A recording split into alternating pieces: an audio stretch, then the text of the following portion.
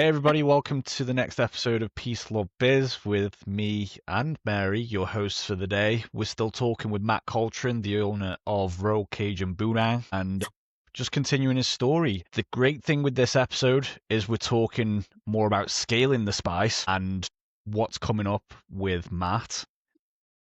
But yeah, so we're going to be talking about the growth so far, the vision that Matt's got coming up, and how we've helped him kind of define all of that. And yeah, so for those of you that haven't listened to episode 25, go listen to episode 25, and then I won't have to explain myself as much. But Matt was in the Air Force for 21 years. He's an amazing operator. He worked on so many different things. He even got contracted by NASA. His passion for Cajun food and boudin just evolved, and we spoke at the beginning of our podcast initially of, are you running a hobby or are you running a business? Matt took his passion project and turned it into one of the best businesses in Alabama. So you still doing good, Matt? Doing good, man. Doing great. Good. Ready to, So let's talk about the growth, because we finished the last episode talking about how the guy selling the $4 hamburger,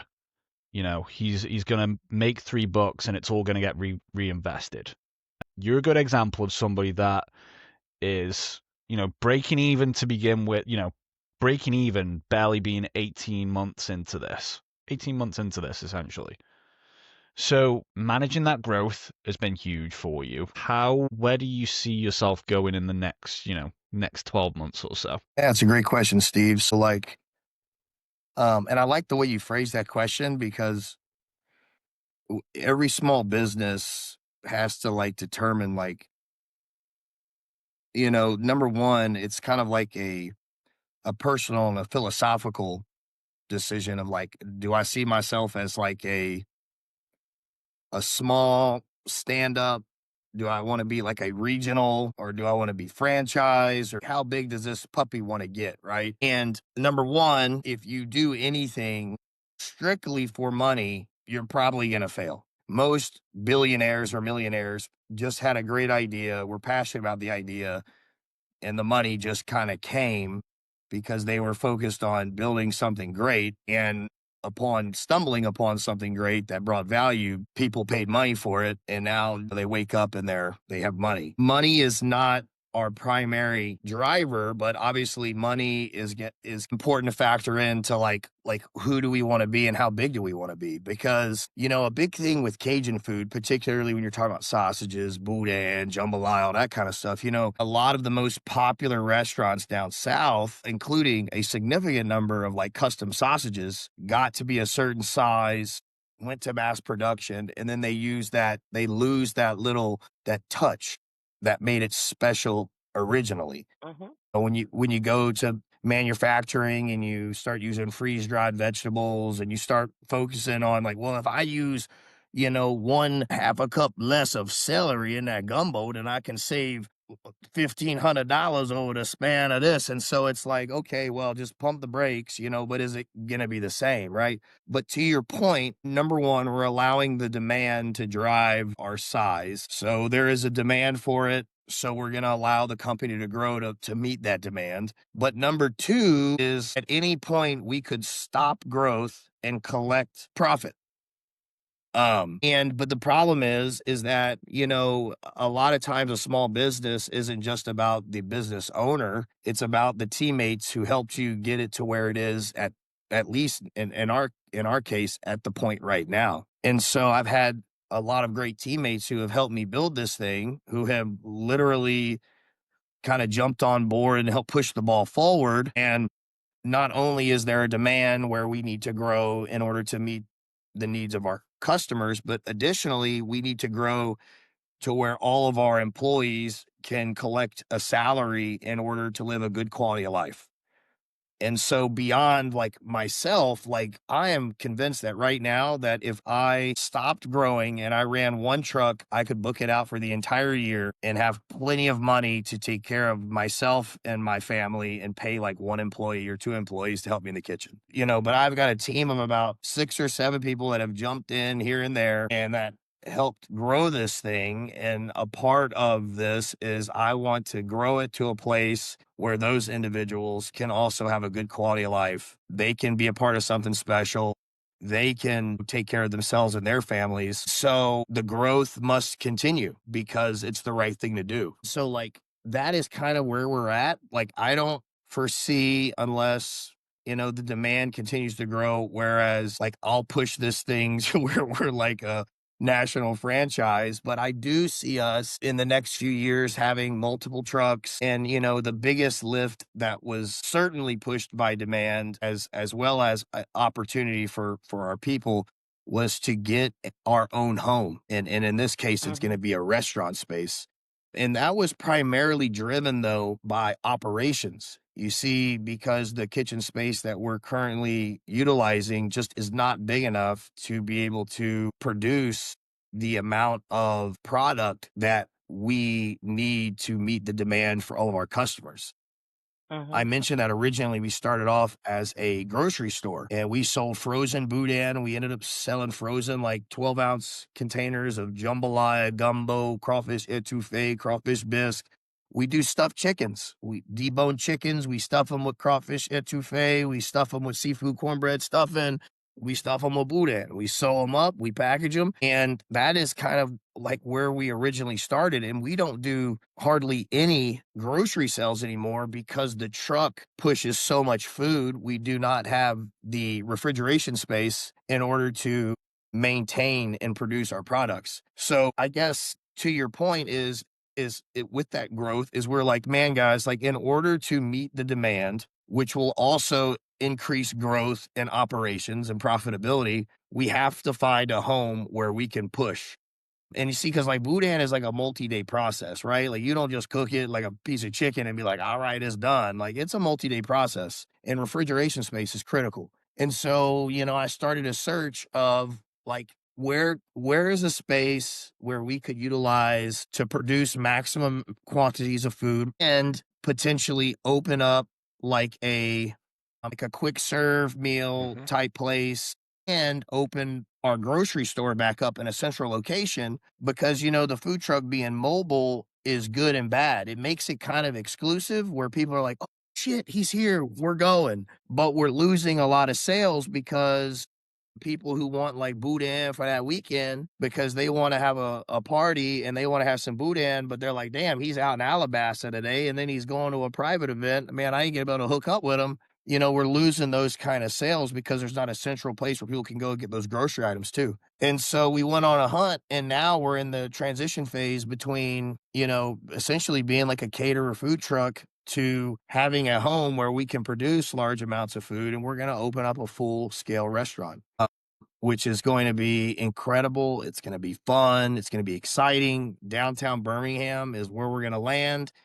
And our food attracts an incredibly diverse crowd. And downtown Birmingham is a huge foodie town, as well as an incredibly diverse city. And there couldn't be a better place for us to begin that story, to have our first brick and mortar, if you will, than downtown. I'm a little disappointed that you didn't talk about the movie that we're gonna make. Just, McDonald's has got one, so why not your movie? Yeah, they're gonna do Exactly. a 30 days of nothing but boudin diet, and the dude's gonna die on day 8. Gonna have a massive heart attack. It's gonna be the Day 8 of eating boudin. the reality show we So didn't know we never needed. yeah. So I mean, I am so excited for this because you've done so much work on this, but I want to kind of revisit this a little bit because to let people know out there that are either entrepreneurs or thinking about being an entrepreneur or have a hobby that want to turn it into something more, is this wasn't an overnight thing with the kitchen space. It was for the purposes of an entrepreneur. It happened very quickly, but it was a series of conversations that you and I have because, as people know, I'm the CFO and the accountant for multiple small businesses. And I was working with you and with the other commissary of the kitchen space.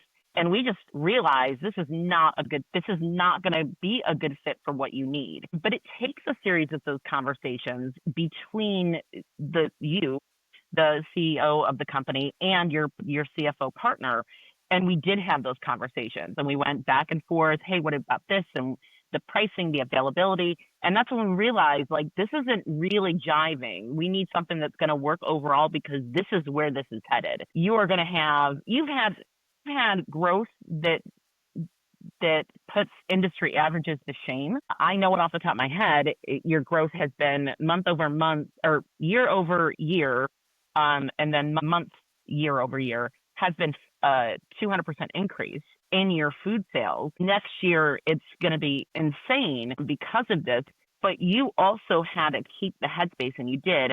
This is the growth I've had. This is where this is going to continue to head. This would be a waste of time to invest in this space and not just keep looking and just deal with the growing pains short term to find the long-term solution. And you did that. So, I mean, not to monopolize, just you did. There's a lot to it. And again, goes back to the previous episode of that you have never not looked at the scalability and the future of it, that you've constantly held that. And that's how you were able to find us. But there was one thing, there's a lot of things that Matt said in that last little bit.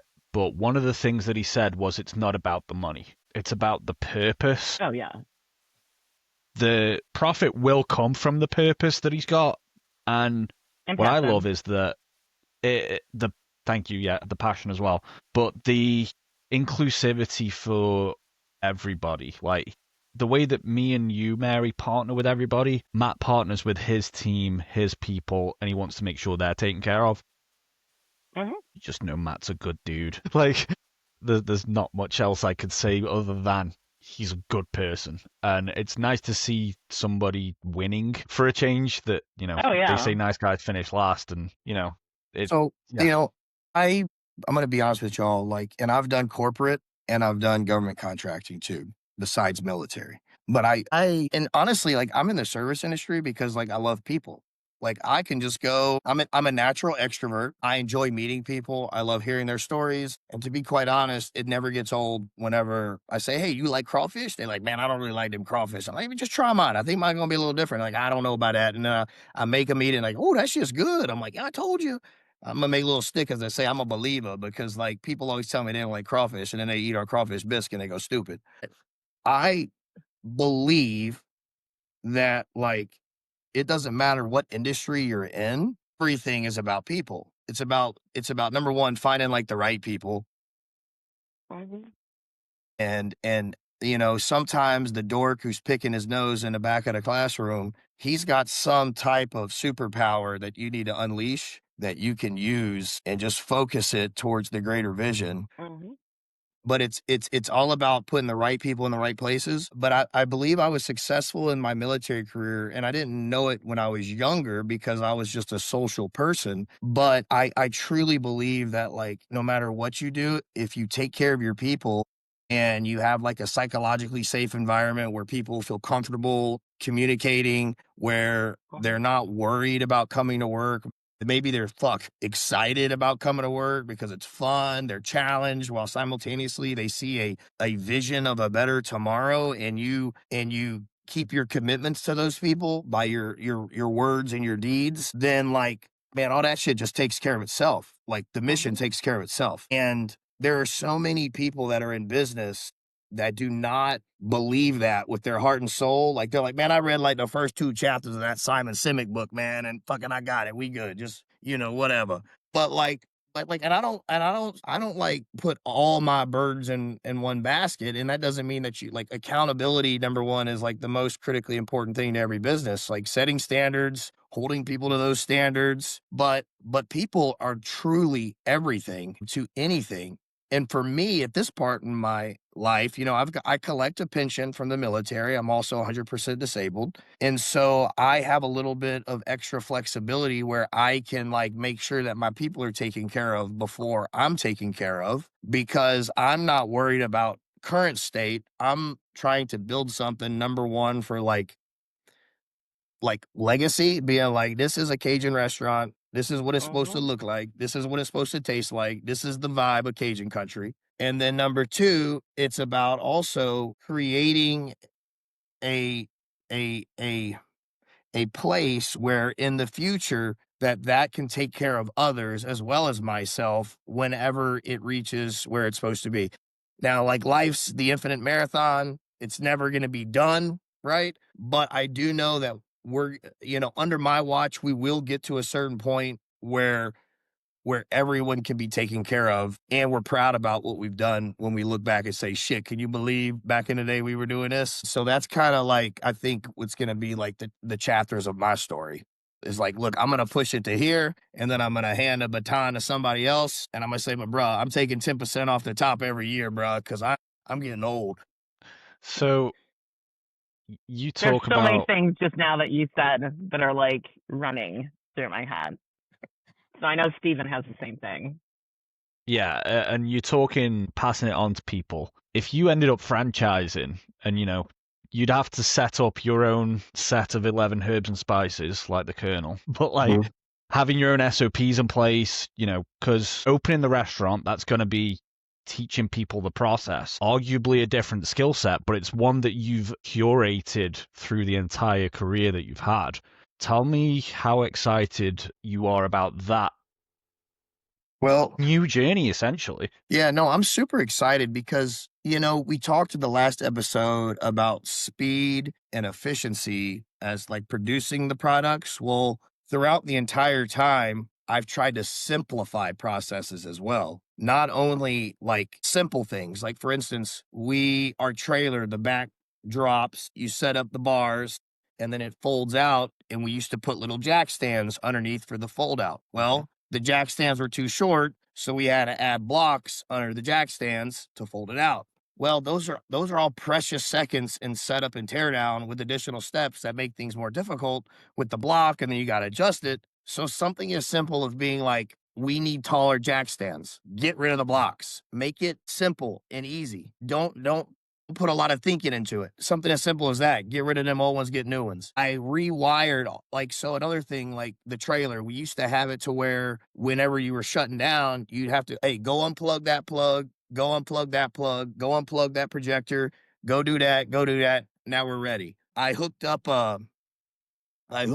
it's basically like a surge protector, but each individual outlet has its own switch. So now instead of having to go around the trailer and everything, when you're done, click, click, click, click, click, click, click. Or, because we have projectors on our trailer with our logo, which is badass. We call them the bat signal. One shoots off the back, one shoots off the front. Well, we don't turn them on during the day, but we do events that start during the day and go into the night. And so and when it comes to the food too, right? We've made it to where the heavy lifting is done in the kitchen, but once the heavy lifting is done in the kitchen and it's moved to the truck, it's simplified to where it takes minimum skills to get the bag of boudin balls, open them up, throw them in the air fryer, slam it, hit go, open it, sauce them, give it to the customer. So we've also simplified it to where if we did decide that we wanted to expand just for us, we're still a small business, add a second truck or a third truck, the learning curve to be able to set it up and to be able to provide food is not very great because we've simplified everything for easiness as well as efficiencies. Well, that's what I love about this because, on the finance side, I see how we're doing all this, all the costs going into it, is that you have literally mapped out this food truck because you say in the future, if we have 2 or 3, I already know right now we have the demand for 3, but we need to scale it right. So we both know that. But my favorite thing that you've done, and I've said this like on multiple calls for other things, is, and I don't know the name of it, so you're going to tell me again, but the generator, because you are a food truck, you need a generator, and you have that thing that makes it quiet so nobody hears this annoying huge generator that keeps the food truck running. That I think is the most amazing thing because I'm very introverted, despite what anybody thinks. I'm very introverted. I don't like loud sounds. I like being by myself. Like I could be in my apartment for a week without anybody and I'd be fine. But so loud noises freak me out. And I just love that part. I love that you have that thing that just keeps everything quiet because who wants to have that as a dining experience? Nobody. Yeah, That's amazing to me. you can never you're constantly looking at different parts of your business, like image. You work on that with marketing and social media and all those kind of things. And like trying to garner new customers. You look at operation. How fast can I push? Is it still high quality? Is it a training thing? To your point, Mary, I look at that as like quality of life type stuff, but it also has operational effects because my generator is protected. It's in a box now. And we actually have like a little mini gas station on our truck. We have a 35-gallon gas tank on our truck. So when we do multi-day events or long events, we don't have to bring extra gas can. But yeah, we built a custom soundproof enclosure for our generator that lives in the back of my truck. It's got sound dampening and heat reflective panels in it. We built this box for the generator. So when we roll up to somebody's event and we're doing a catering event or something, you can literally be right on top of the box and hold a regular conversation. Whereas without the box, it can get up to as high as 100 to 113 decibels. And so we've kind of eliminated that loud, screaming, annoying generator with our setup. And, it's worth saying too, like some people underestimate like the little things to help you in operations. Like we used to make our boudin balls and keep them on trays and then put them in freezers in the food truck. And then you grab the box and you'd be like, okay, make sure you only load 11 because that's how many can fit in one of our air fryers.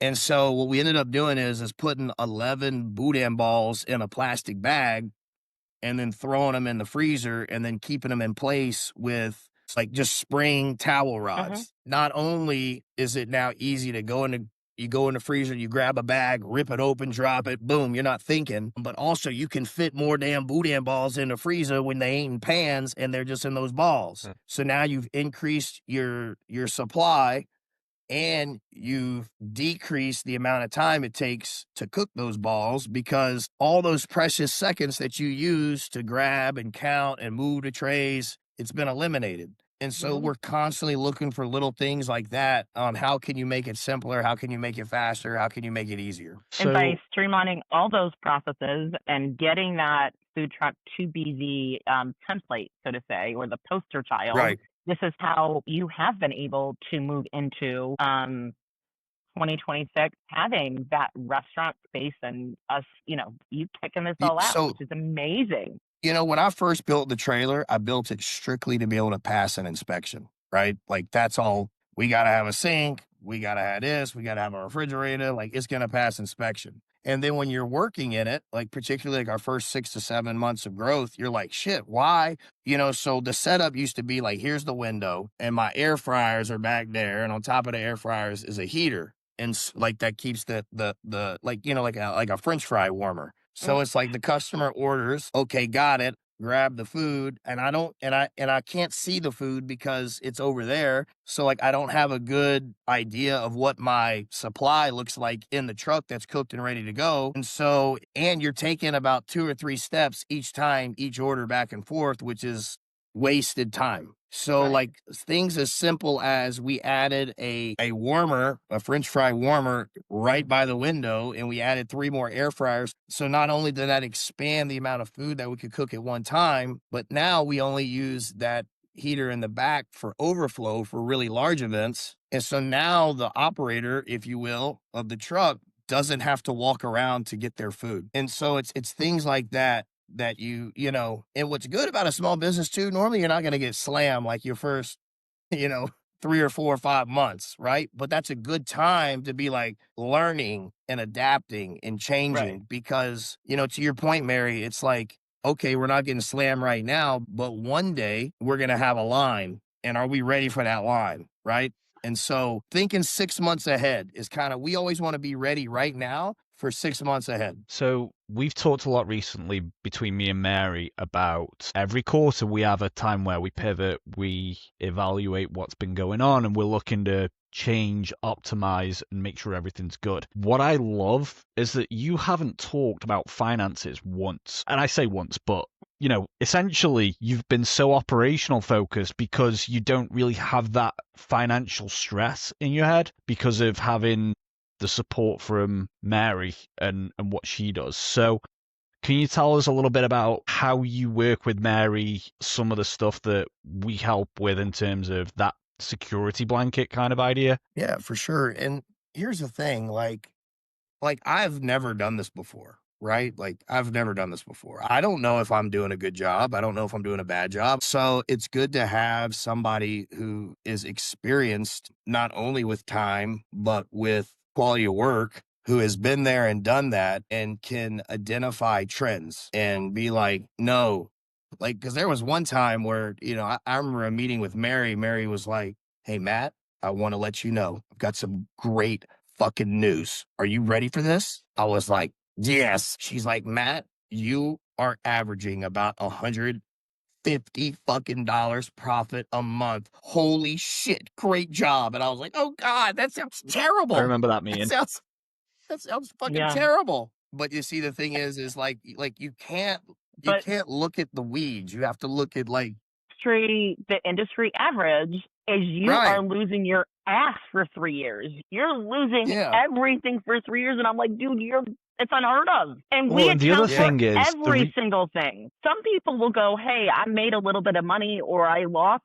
No. We account for every single thing at night. And I'll go, hey, this transaction, this transaction, this transaction. You're like, yep, nope. We communicate, Well, the other thing was that $150 a month profit. That was also taking into account all of the construction build out, all of that stuff that you'd put into Right. the basement and making sure you had all that set. So imagine if you hadn't been reinvesting, like you said earlier, you would have been straight profit, but you're future forward thinking, like you said, about 6 months Yeah. out. So everybody's journey is different, and that's a massive thing to think about. I keep telling myself like this month we're gonna hold back so we can show profit, we can show people that we can do this. But when you're in it, right, and the demand is there, and you're like, shit, dude, like I've got to be ready for this. It's just very difficult to hold on to it when you know there's potential energy behind it. And so I think one thing is like talking like with Mary is like, where are my guardrails? Where do I need to like, do I need to be aggressive this month? Do I need to like, am I doing okay? It's good for somebody who's like not making the boudin balls to just be like, hey, look, you either need to slow down or no, you're good, right? Like, no, you're doing fine. Like, keep pushing. Because day to day, besides knowing how much I have in my accounts and how much maneuver space I have at any given point, I'm not thinking big picture.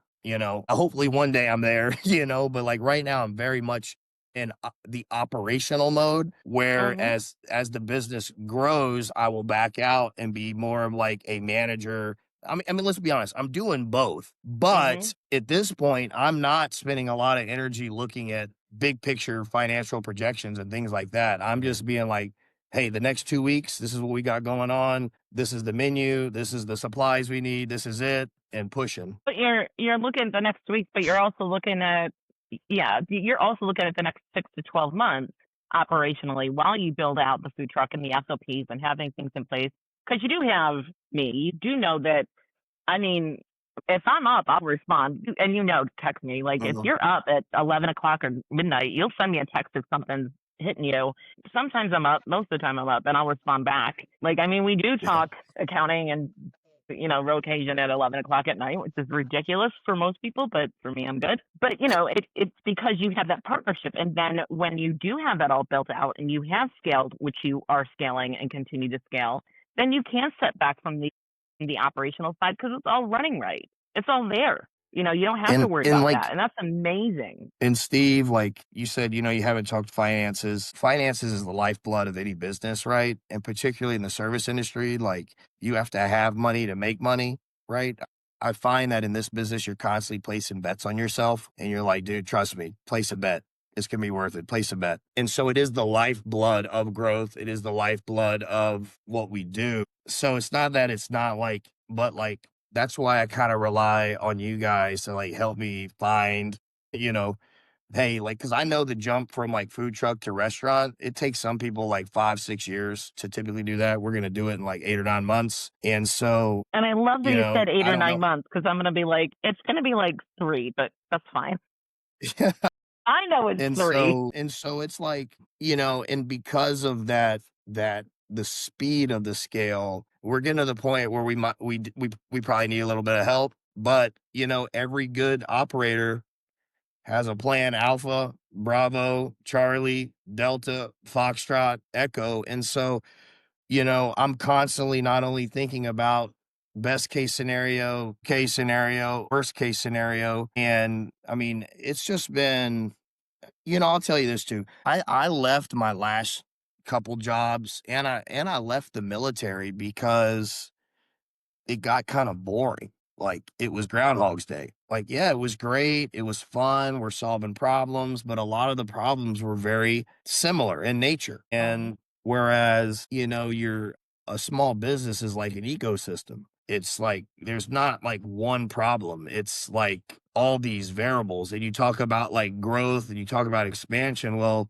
in our business, you can do great one month, but that's outside of the mean. You could do terrible one month. That's outside the mean. And like, you have to constantly look at it as, but overall, what is the trend line showing? What is this? What were the external variables that led to this? And so I believe what makes this occupation, fun, maybe I've always been a glutton for punishment, but it's exciting to be in a job that really keeps you on your toes. It's critical to make good decisions, because I've had some oopsies. Like, when I first started in August, I went and bought all my damn permits. I bought all my licenses. I was ready to go. And then the health department sent me a bill in October, and they said, hey, your licenses or your permits are due. And I was like, hey, motherfucker, I just paid for all that shit last month. They're like, yeah, it goes off of a fiscal year and it's not prorated, so you owe us money again. And I was like, this is why small businesses don't survive. This sucks. So literally, I had to pay for all that shit again. Like, that was like a couple $1,000 oopsie, right? And so it's like, dude, like, when you go from a truck, you're like, that oopsie, you're like, okay, it hurts, right? Because every damn penny hurts. But like, moving forward into a restaurant, when you're talking about large quantities of food and supply and like you can't have too many of them oopsies, right? It's learning from it, yeah. But it is, and like, it's impossible to prevent all bad things to ever occur in life. Same thing with a business. And so we're just a lot smarter, and we're a lot more conservative about, making decisions as we move into the next chapter, because it will be a little bit more painful. And so, like, what I'd say too, to that point is like, every day, sometimes we wake up, we're like, we still alive. We rolling. We still alive. We need some more money. We got to open that window up. Let's go. And so there was a poem written by a guy. His name is Rupert Kipling. He's from London. Yep. He wrote the Jungle Book. Yes, he did. But he has a poem called If. I don't know if you've ever heard of If. I know If. It's a poem he wrote to his son about becoming a man. And there's a line in there that says, if you can treat both triumph and failure the same, then you, my friend, are a man. And so the point of that is like, dude, you got to understand that you're going to have like wins and you're going to get kicked in the nads, but you've just got to keep rolling. It's temporary and it's a learning opportunity, and you still got to keep moving forward. And so if you can acknowledge that up front and just know that like, this is not a destination, it's a journey, then it kind of makes everything a lot more easy. And the entire poem, by the way, is pretty fucking badass. It's worth a read. Yeah, it's there's so many great meanings behind it, but you've summarized it in two lines, which is just insane to me. But it's so spot on. This has been my favorite set of episodes yet, because of Matt and I are so similar and yet opposite in nature, or because Matt's my favorite ginger, or because we just automatically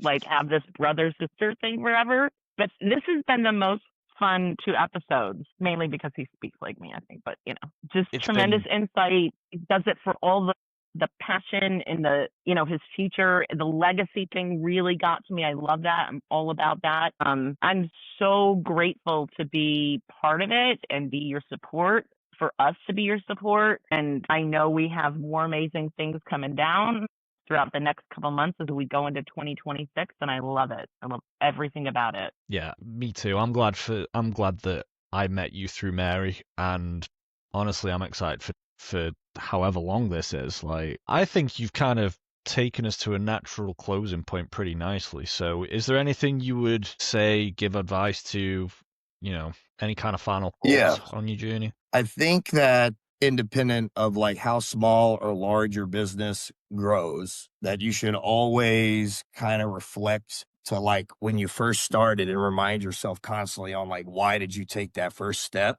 I'm an Air Force guy. We have 3 core values: integrity, excellence, and service. And so I always thought it was important to kind of state your core values of your business up front. And so I decided that our core values for Roll Cajun were going to be faith, heritage, and joy. So faith, first off, was number one. It takes a great deal of faith in order to kind of just stop life and jump into a completely different career path. But also, I always believed that like my journey up until this point, that there was certainly a higher power that had pushed me in certain directions and placed me in certain experiences in order to do his work. So when I speak about faith, I speak about like I think everybody, depending, what have you, that sometimes you've just got to let the universe take over and stop making plans and then kind of just let the universe push you where you're supposed to be. And so that's kind of what I did with this thing. The second thing, heritage, is I've always wanted to celebrate not only my Cajun heritage through our food by giving out authentic Cajun products, but also like military heritage. And so you'll find like subliminal messages throughout all of our communication and even in our decorations where we honor those who serve. Number 3 was joy, and not happiness. People try to seek happiness. Happiness is like weird, but joy is like where you can pause. The future is imaginary, and 9 times out of 10, when you think about the future, you think of it in a negative perspective, and 99% of that shit never happens. And so, like, in a chaotic world where a bunch of crazy shit is going on, like, we want to create an environment where somebody can come and experience joy through food and through good people. And so there have been times where we are starting to,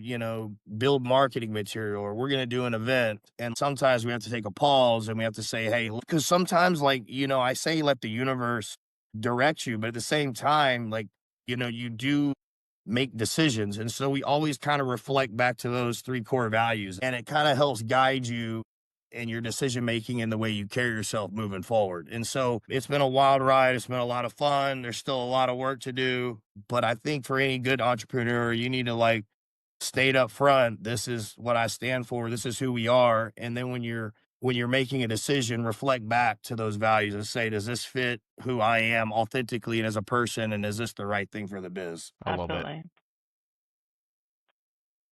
Yeah. Couldn't agree more. Well, I think that wraps us up. Mary, any last words? Just glad to be part of it.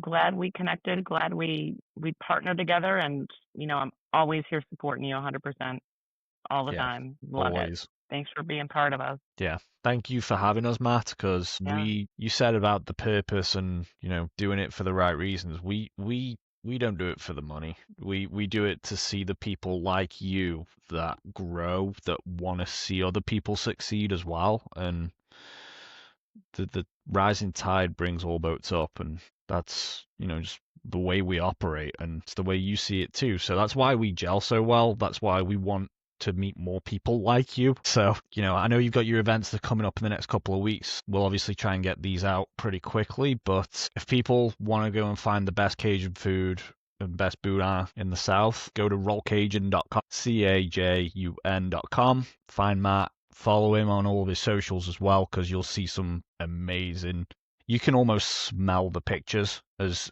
you're looking through your phone.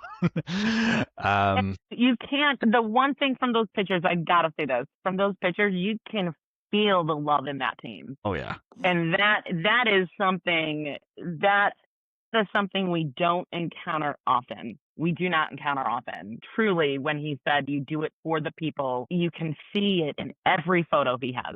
On every event they go to, he has photos of his team, and you can feel the love they have in that team. Coming Thank on. you, Matt. Thank you, guys. I appreciate it. So Awesome. reach out, schedule your consultation. We're happy to see if we can give you some peace amongst all of your spicy life. So until next time, everybody, have a peaceful week.